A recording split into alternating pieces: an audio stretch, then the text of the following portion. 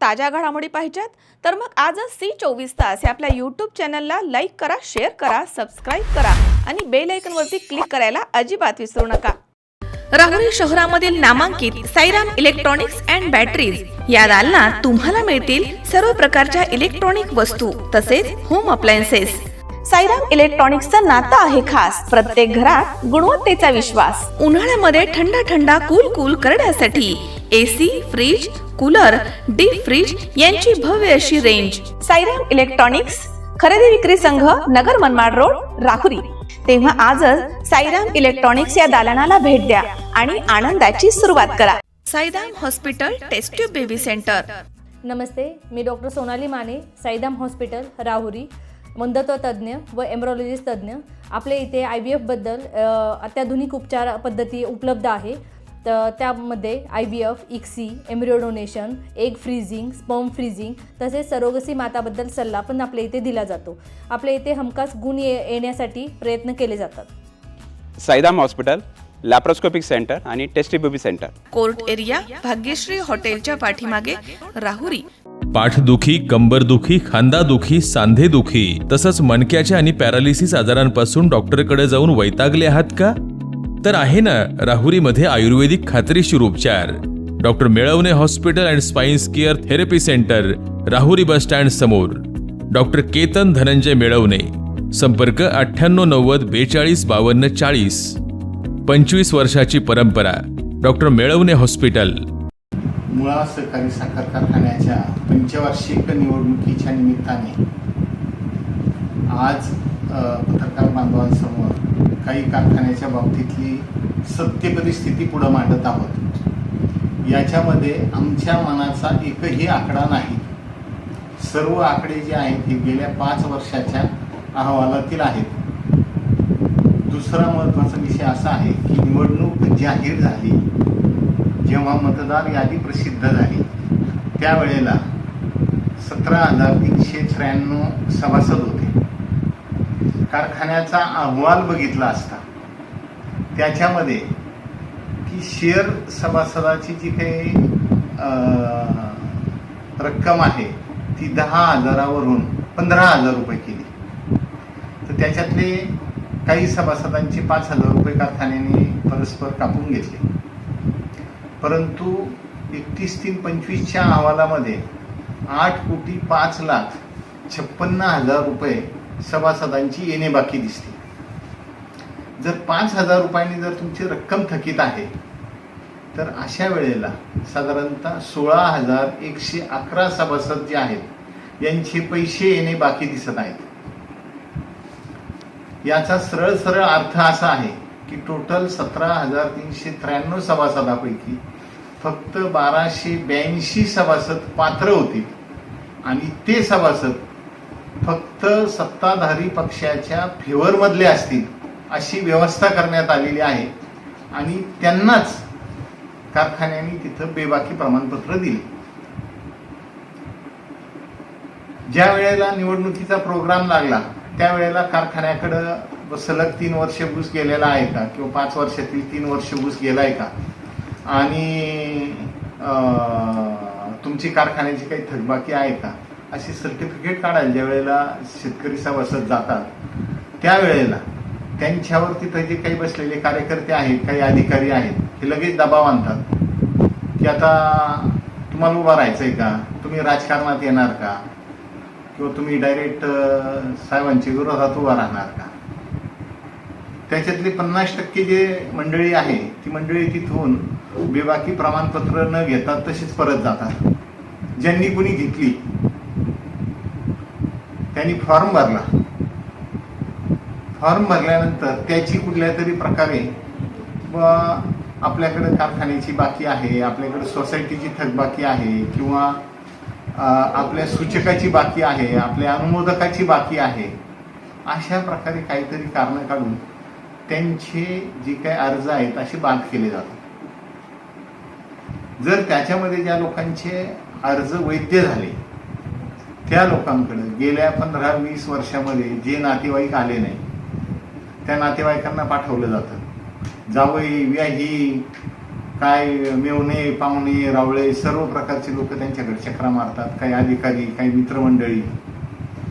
एका उमेदवाराच्या पाठीमागं साधारणतः 100 ते 200 लोक त्याच्या मागे लागलेले असतात आणि त्याला साम दाम दंडभेद सर्व प्रकारच्या नीतीचा वापर केला जातो.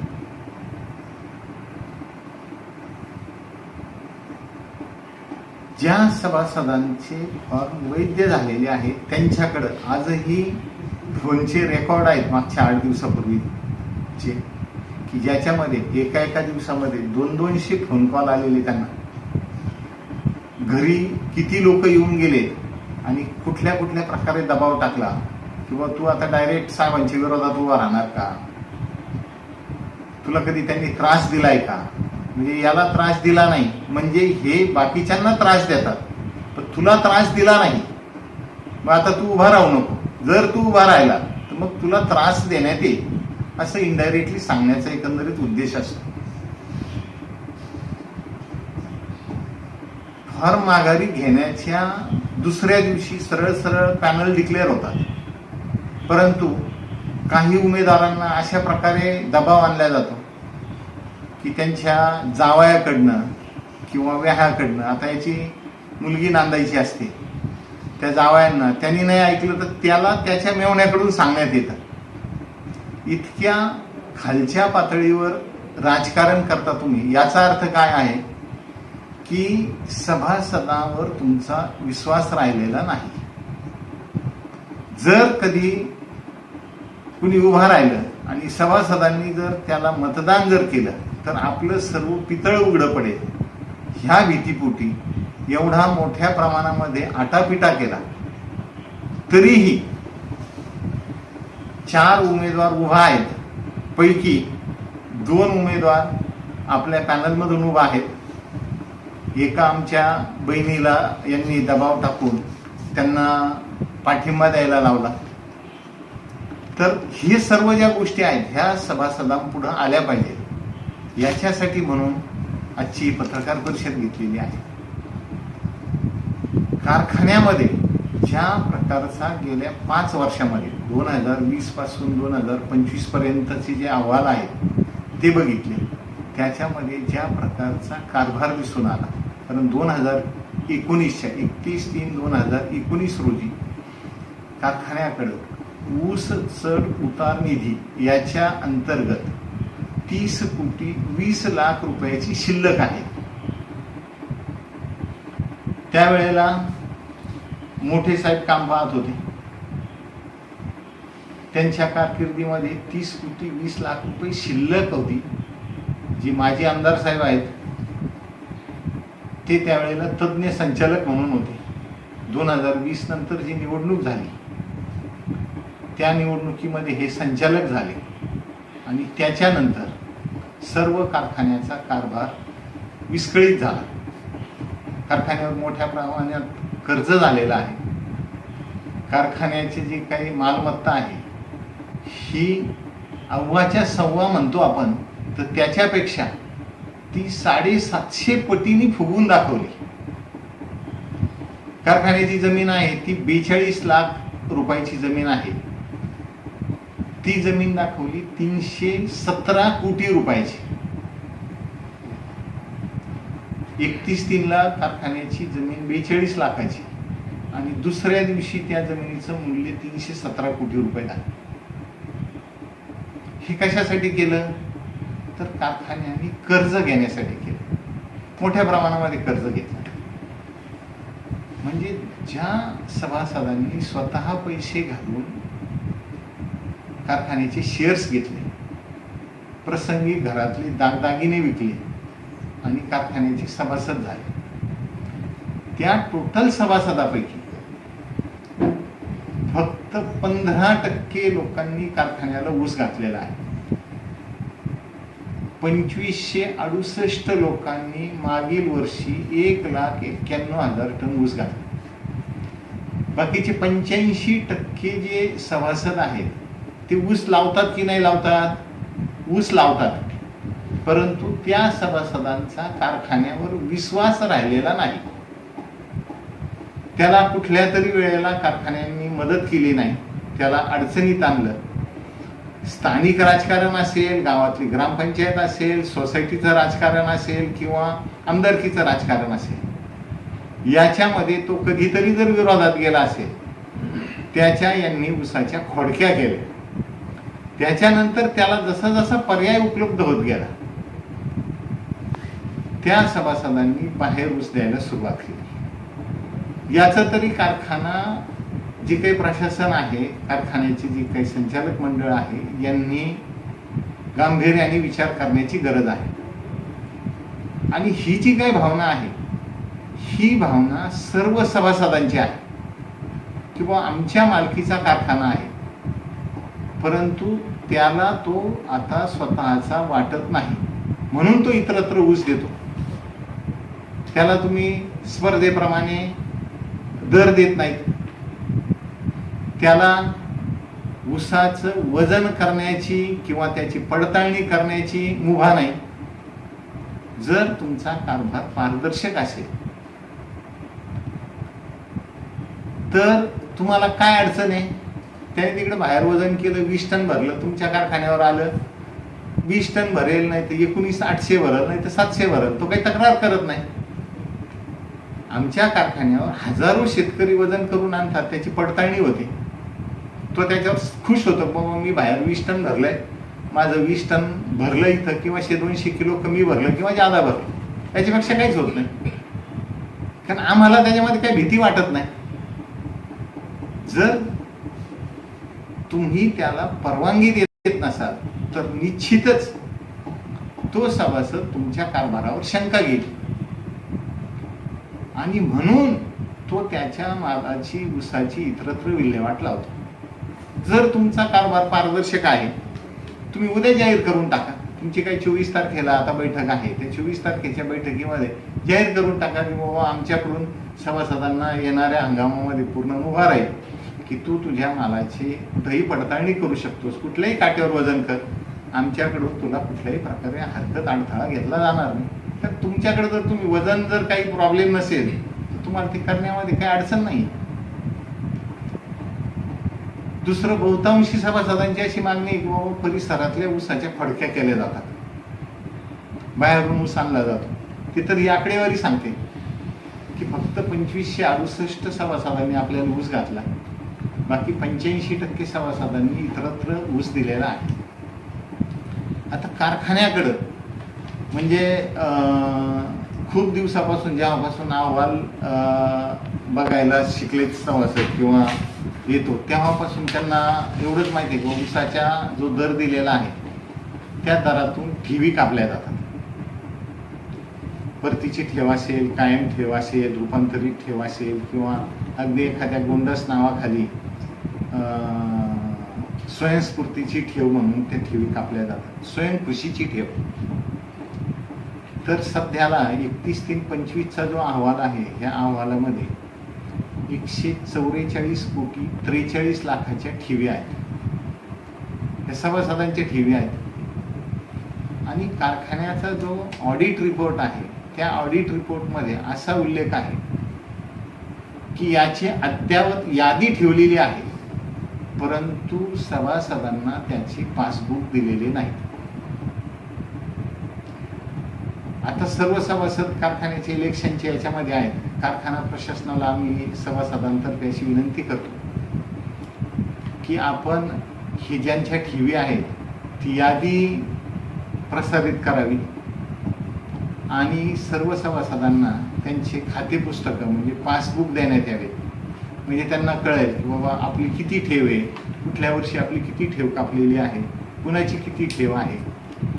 आणि बहुतांशी जे जुने सभासद होते त्यातील काही सभासदांची म्हणजे मयत झालेले आहेत, दिवंगत सभासद आहेत आणि त्यांचे जे काही कुटुंबातील सदस्य आहेत त्यांची मागणी आहे.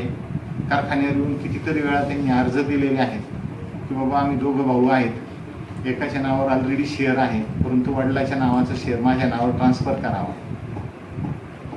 कारखाना प्रशासनाला अशी काय अडचण आहे की गेल्या 20 वर्षामध्ये जी सभासद मंडळी दिवंगत झालेली आहे आपण कारखान्याच्या अहवालामध्ये पहिल्या दुसऱ्या पानावर छापतो की दिवंगत सभासदांना आपण श्रद्धांजली अर्पण करतो. तर प्रशासनाला एवढी एक विनंती आहे की ह्या सभासदांच्या जे काही रक्कम आहे, ठेवी असतील किंवा त्यांची सभासद रक्कम आहे, ही रक्कम आपण त्यांच्या नातेवाईकांच्या किंवा त्यांच्या घरातील सदस्यांच्या नावावर ट्रान्सफर करावे, जेणेकरून की जे लोक कुटुंबातील सदस्य आहेत ऊस लावतात ते दिवंगत व्यक्तीच्या सभासदाच्या नावाने ऊस घालू शकत नाही. त्यांना एक तर दुसऱ्या कारखान्याला ऊस द्यावा लागतो किंवा आपल्याकडे बिगर सभासद म्हणून ऊस द्यावा लागतो. त्यांना त्याचे कुठलेही सभासदाचे लाभ मिळत नाही. तिसरा विषय असा आहे की जे काही कारखान्याच्या मालमत्तेचे जे काही आकडे आहेत ते खूप मोठ्या प्रमाणामध्ये फुगून दाखवलेले आहेत. आता 31/3/24 आकडे आहेत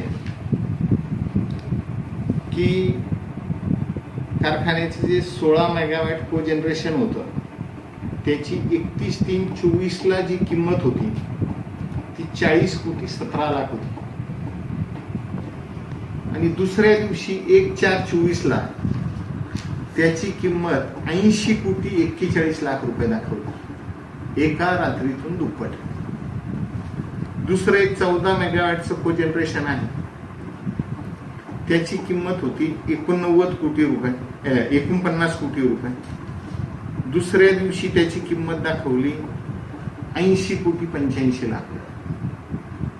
म्हणजे दोन्ही कोजनरेशनची मिळून 89,76,00,000 रुपये किंमत होती. त्याची दुसऱ्या दिवशी 161,26,00,000 रुपये दाखवली. त्याच्या अगोदरच्या वर्षी कारखान्याच्या जमिनीची किंमत होती 42,00,000 रुपये. ती डायरेक्ट वाढून 317,29,00,000 रुपये झाली. 750 पटीने ती किंमत वाढली. तालुक्यामध्ये नाही, अशी जगामध्ये कुठंच उदाहरण नाही की एका दिवसात रात्रीतून 42,00,000चे 317 कोटी रुपये होतात. आणि ह्या रक्कमा वाढवून दाखवून कारखान्याने मोठ्या प्रमाणामध्ये कर्ज घेतलं. त्याच्याशिवाय एवढ्या रक्कमा तुम्हाला सुरुवातीची 50 वर्ष त्या किमती वाढवून दाखवण्याची गरज पडली नाही. आणि ह्या 2019 नंतर तुम्ही ह्या प्रकारच्या किमती वाढवायला सुरुवात केली. 20 नंतर जेव्हापासून साहेबांचं सरकार आलं तेव्हापासून 31/3/19 पूर्ण साखर विभागाची मालमत्ता होती 37 कोटी. ती 1/4/19 झाली 134 कोटी. त्यावेळेस म्हणजे एक कारखान्याचे जे तात्पुरते साखर स्टोरेजचे जे काही गोडाऊन आहेत ते काही ताडपत्रीमध्ये केलेले असतात, त्याला टेम्पररी शेड म्हणतात. दरवर्षी 1/4 त्याची किंमत दाखवली जाते 15,41,346 रुपये. आणि त्या वर्षीच्या शेवटाला म्हणजे 31/3/20 त्याची किंमत दाखवली जाते 0. दुसऱ्या दिवशी परत 1/4/20 त्याची किंमत दाखवली जाते 15,41,346. माझ्याकडे जेवढे अहवाल आहेत 6 अहवाल, त्या 6 अहवालामध्ये दरवर्षी त्या शेडची किंमत वर्षाच्या सुरुवातीला पहिल्या दिवशी 15,41,346 रुपये किंमत दाखवली जाते. त्या वर्षाच्या शेवटाला त्याची किंमत 0 दाखवली जाते. दुसऱ्या दिवशी परत त्याची किंमत तेवढीची तेवढी होती. याच्या बाबतीमध्ये आणि अशा बऱ्याचशा गोष्टी आहेत की ज्या गोष्टीच्या किमती मोठ्या प्रमाणामध्ये वाढवून दाखवलेल्या आहेत. याच्या बाबतीमध्ये साखर आयुक्तांकडे ऑडिटची मागणी करण्याचा सभासदांनी आग्रह धरलेला आहे. आणि त्याच्या बाबतीमध्ये ऑडिटसाठी म्हणून अर्ज दाखल करण्यात येणार आहे. दुसरा विषय असा आहे की कारखान्याच्या देणी आणि येणी या सदराखाली एवढ्या मोठ्या प्रमाणामध्ये हे आहे की देणे ह्या सदरामध्ये दाखवलं जातं की तुम्हाला कुणाकुणाचं देणं आहे की बाबा कारखान्याला दीर्घ मुदतीचं कर्ज देणं आहे, कारखान्याला खेळते भांडवलीचं कर्ज देणं आहे, विनातारण कर्ज आहे, कारखान्याच्या ठेवी आहेत, शासकीय वसुली देणं आहे. याच्याबरोबर एक कॉलम असतो इतर देणी. ह्या इतर देणीमध्ये ऊस बिल देणे असेल, उचलवार माल देणे असेल, एकूण व्यापारी देणे असेल किंवा पगार देणं असेल असे आहेत. तर 31/3/25च्या अहवालामध्ये 142 कोटी रुपये देणं आहे. त्याच्यापैकी 63,53,00,000 रुपये हे इतर देणी या सदरात दाखवले. ते 2020-21 पासून दरवर्षी दाखवतात. रक्कम तेवढून तेवढीच आहे. 60 कोटी, 62 कोटी, 65 कोटी, परत 60 कोटी. हे एका कागदाची किंमत साधारणतः दोन्ही बाजूला प्रिंट केला तर ₹1 येते. एक पान वाढेल याच्यामध्ये. पण कारखाना प्रशासनाला अशी विनंती आहे की आपण आता इलेक्शन चालू आहे आणि आपण इतर देणी आणि इतर येणी ह्या दोन्ही हेड खाली ज्या रकमा आहेत त्या रकमांचा सविस्तर विवरण देण्यात यावं. कारण इतर येणे ह्या हेड खाली 71,79,00,000 आहेत. त्याच्यापैकी 37,41,40,00,000 रुपये इतर येणी असे दाखवलेले आहेत. त्याच्यामध्ये कमीत कमी रक्कम किती दाखवली? 71,460 रुपये अशी रक्कम दाखवलेली. आमच्याकडून 71,460 रुपये यायचे. पण तुम्ही त्याच्यामध्ये 37,41,40,00,000 काही विवरण दिलेलं नाही. मग ही इतर येणी जी रक्कम आहेत ही कोणाची आहेत आणि पैसे द्यायचे कुणाला द्यायचे याचा सभासदांना खुलासा व्हायला पाहिजे. कारण ह्या रकमा अशा आहेत, ह्या रकमा शंकास्पद वाटतात. जर आपण मुलाला बाजारला जाण्यासाठी म्हणून 1,000 रुपये दिले, त्यांनी 500-600 रुपयाचा भाजीपाला आणला आणि जर त्यांनी सांगितलं की बाबा 400 रुपये इतर खर्च झाला, तर आपण त्याला नक्की विचारतो की इतर खर्च म्हणजे काय झालाय, कुठं खर्च केले, तू पेट्रोल टाकलं, काय केलाय खर्च, नाही तू त्या पैशाचा हिशोब दे. ही तर सभासदांची रक्कम आहे. जर दर वर्षाला तुम्ही असे 60-70 कोटी रुपये इतर म्हणजे किरकोळ या खात्याला जर टाकत असाल तर त्या कारखान्याची परिस्थिती कशी सुधारेल? तर हा आपण जे काही अहवाल दिलेले आहेत त्या अहवालातल्या आकड्यावरून अगदी याच्यामधल्या थोड्या म्हणजे फक्त 10% गोष्टी ह्या सभासदांना समजण्यासाठी म्हणून सांगितलेल्या आहेत. अजून खूप काही गोष्टी आहेत आपल्या ऑडिट रिपोर्टमध्ये, खूप काही गोष्टी आहेत की ज्या गोष्टी सांगण्यासारख्या आहेत.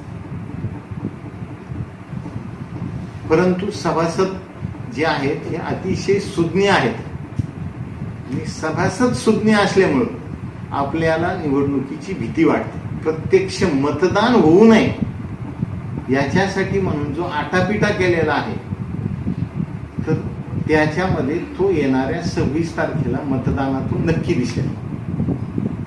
सर्व तालुक्यातील सभासदांना नम्र विनंती आहे की आपण आपल्याला जर असं वाटत असेल की कारखान्याचा कारोबार खूप चांगला चालू आहे तर नक्कीच तुम्ही त्यांना मतदान करा.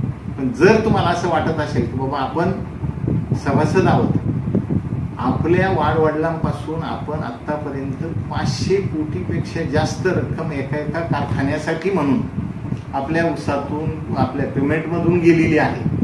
ही 144 कोटी रुपये आपली ठेव पडलेली आहे. 21 कोटी रुपये आपली सभासद अनामत म्हणून आपले भाग भांडवल म्हणून कारखान्याकडे आहे. आणि इतर रूपांतरित केलेल्या ठेवी, बिनपरतीच्या ठेवी याचा तर इथं हिशोब पण नाहीये. कुठले आता मागचे सारे 20 वर्षाचे अहवाल पाहावे लागतील. तेव्हा त्याच्यामध्ये किती ठेवी रूपांतरित झालेल्या आहेत आणि कायम ठेवी किती होत्या ह्या कळतील. परंतु तालुक्यातील सभासद एवढे जागरूक आहेत, एवढे सुज्ञ आहेत की त्यांना जी काय परिस्थिती आहे त्याच्याबद्दल जाणीव आहे आणि येणाऱ्या 25 तारखेला नक्कीच, ते 26 तारखेला नक्कीच ते त्या मतदानातून दाखवून देतील की कारखान्याच्या जो काही कारभार आहे त्या कारभारावर आम्ही संतुष्ट नाही आहोत, आम्ही समाधानी नाही आहोत. पाऊस येण्याची शक्यता आहे 1-2 दिवसामध्ये, पेरणीची वेळ असेल, तरी सर्व सभासदांना नम्र विनंती आहे की आपण स्वतःच्या साधनाने जे मतदान केंद्र असेल त्या मतदान केंद्रावर जावं आणि आपला मतदानाचा हक्क बजावावा. याच्यातनं जी काही कारखान्याची मॅनेजमेंट आहे, जी काही यंत्रणा आहे, जी काही संचालक मंडळ आहे, त्यांना जाणीव झाली पाहिजे की आपण येणाऱ्या 5 वर्षामध्ये व्यवस्थित कारभार करावा. नाही असा जर चालू राहिला तर पुढच्या वेळेला कारखान्याची परिस्थिती हाताबाहेर गेलेली असेल. कारखाना प्रशासनाला आमदार विठ्ठलराव लंगे पाटील यांच्यातर्फे, सर्व सभासदांतर्फे आम्ही विनंती करतो की कारखान्याने किंवा कारखाना प्रशासनाने कारभारामध्ये सुधारणा करावी. याच्यामध्ये कुठल्याही प्रकारचं काहीही राजकारण नाही आहे, विरोधासाठी विरोध म्हणून नाही आहे. फक्त सभासदांचं जे काय मत आहे हे आपल्यापर्यंत पोहोचलं पाहिजे. कारण आपल्याकडं अशी कुठल्याही सभासदांना परवानगी नाही आहे किंवा त्यांनी येऊन त्याचं मत मांडावं, त्यांनी येऊन आपल्याला काहीतरी सल्ला द्यावा, अशी परिस्थिती सध्या तरी तालुक्यात नाही आहे. तर सर्वांना ह्या निवडणुकीच्या निमित्ताने विनंती करतो की आपण मतदानामध्ये जे काही पवित्र कार्य आहे त्याच्यामध्ये सहभाग घ्यावा आणि आपल्या सरसद विवेक बुद्धीला जे योग्य वाटेल त्याप्रमाणे मतदान करावं. जय हिंद, जय महाराष्ट्र.